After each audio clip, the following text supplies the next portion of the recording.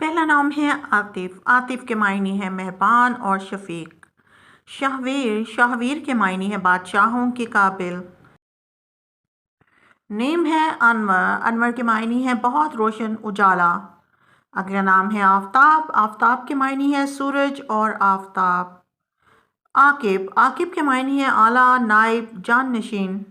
اذان، اذان کے معنی ہے فرما برداری، اطاعت۔ احسن، احسن کے معنی ہے نیک، اچھائی کا حامل۔ عباس، عباس کے معنی ہے شیر، بہادر، نڈر۔ ارشن، ارشن کے معنی ہے طاقتور، بہادر۔